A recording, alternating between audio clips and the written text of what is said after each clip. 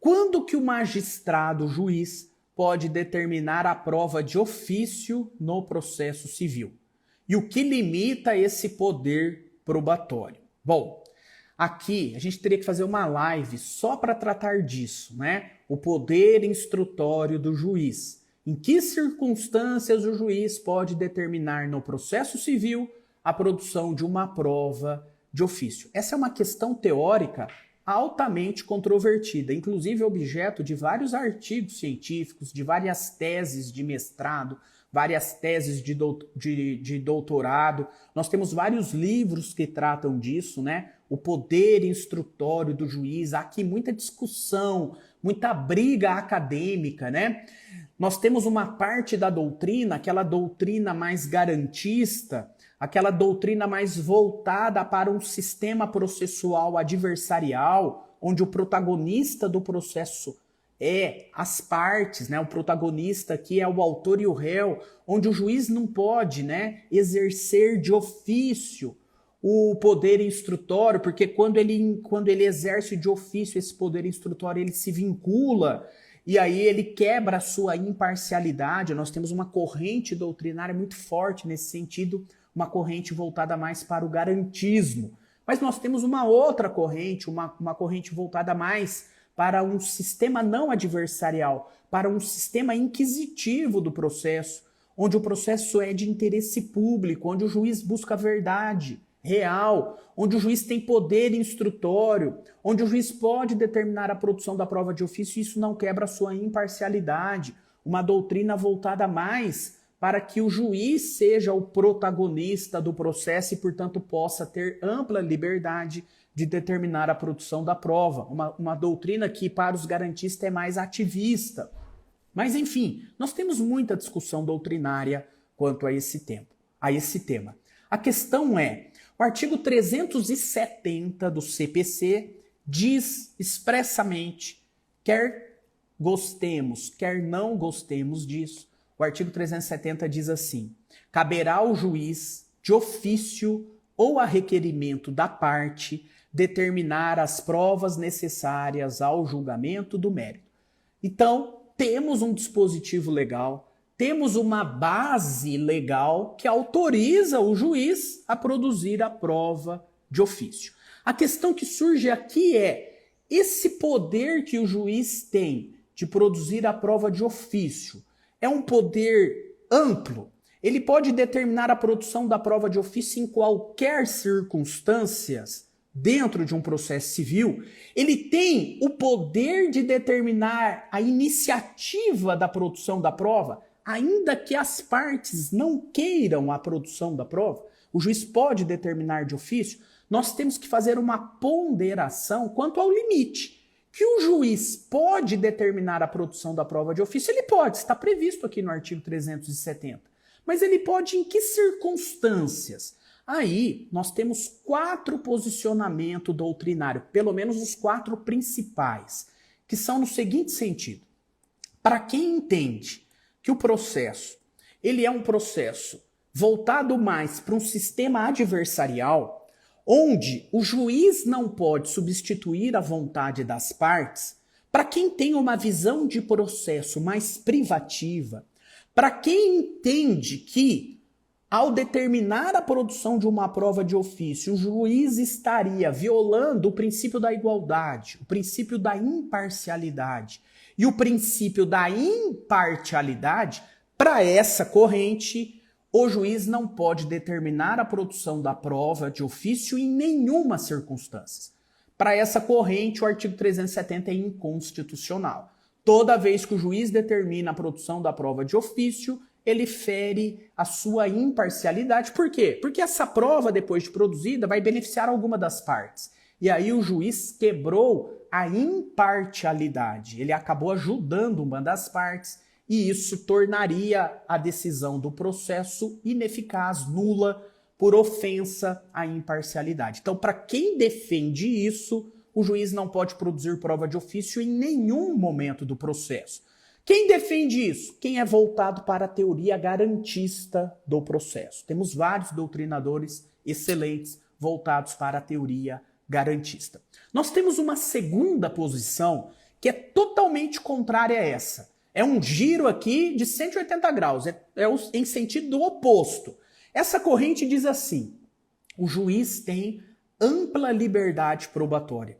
O juiz é o protagonista do processo, o juiz pode determinar a produção da prova em qualquer momento, queiram ou não as partes a produção da prova, e quando o juiz determina a produção da prova de ofício, não há uma ofensa ao princípio da igualdade ou ao princípio da imparcialidade. Por quê? Porque quando o juiz determina a produção da prova de ofício, o juiz não sabe o resultado da prova. Como ele não sabe o resultado da prova, ele não está vinculando a uma tese do autor a uma tese do réu. Portanto, não há aqui quebra da imparcialidade. Nós temos vários grandes doutrinadores que seguem essa linha doutrinária, como o professor José Roberto dos Santos Bedac, que inclusive tem um livro específico sobre isso, Poder Instrutório do Juiz, como o professor Alexandre Câmara Freitas, lá do Rio de Janeiro, que é desembargador do TJRJ, como o professor William Santos Ferreira, que é um craque do direito probatório da PUC de São Paulo. Todos aqueles que têm uma doutrina mais voltada, para um processo inquisitorial, para um processo mais público, podem seguir essa visão doutrinária. Nós temos depois uma terceira corrente doutrinária que é intermediária. Essa terceira corrente doutrinária, ela diz assim: a iniciativa probatória do juiz tem limites, e esses limites dependem da natureza do direito discutido. Se o direito discutido no processo é um direito indisponível, tem interesse público, o juiz tem ampla liberdade de determinar a produção da prova no processo. Agora, se o direito que está sendo discutido é um direito disponível, aí o juiz só tem a ampla liberdade de produzir a prova se as partes desejam produzir a prova. Se o autor ou o réu postulam por uma prova, e essa prova é insuficiente para formar o convencimento do juiz, como as partes já iniciaram a produção da prova, agora o juiz pode complementar. Agora o juiz pode determinar a produção de outra prova de ofício. Quem defende isso? Nós temos aqui o professor Flávio Luiz Yarshel e também o professor Eduardo Henrique Yoshikawa. A doutrina do professor Yarshel é nesse sentido. E nós temos uma quarta posição doutrinária, que, a meu ver, parece que é a que melhor se adapta aos ditames do Código de Processo Civil de 2015. Nós temos que perceber que o Código de Processo Civil de 2015, ele é um sistema de processo cooperativo. O que significa isso? Que todos os sujeitos do processo devem cooperar entre si para que se obtenha lá no final, depois de todo o trâmite do processo, se obtenha o quê? Qual é a finalidade do processo? Uma decisão de mérito justa. Essa é a finalidade do processo. E qualquer pessoa que intervenha nesse processo, ela deve cooperar para isso, para que lá no final o juiz possa resolver o litígio, dizer o direito, conhecer o litígio, dizer o direito, aplicar o direito de forma justa. Muito bem. Aqui, no Código de Processo Civil de 2015, nós temos também o protagonismo das partes. As partes são tão protagonistas quanto o juiz. Mais que isso, as partes têm poder dentro do processo. Que poder? O poder de fazer negócio processual, o poder de fazer acordo processual que vai mudar as regras do processo. Quer poder maior do que esse? Autor e réu podem, em consenso, mudar as regras do processo. Artigo 190 do Código de Processo Civil. Então eu tenho que conciliar esse processo cooperativo, esse protagonismo das partes com o artigo 370 do CPC, que autoriza o juiz a produzir prova de ofício. E como que eu interpreto né, essa conciliação do protagonismo das partes com o poder instrutório do juiz.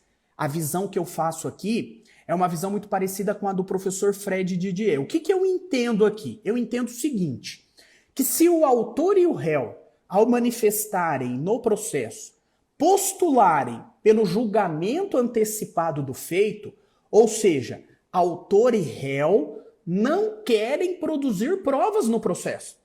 Depois que foi apresentada a réplica pelo autor, então eu tenho a inicial, a contestação e a réplica. O juiz intimou as partes para manifestar sobre provas. E o autor manifestou que quer o julgamento antecipado e o réu manifestou que quer o julgamento antecipado. Aqui eu entendo que o juiz não pode determinar a produção da prova de ofício.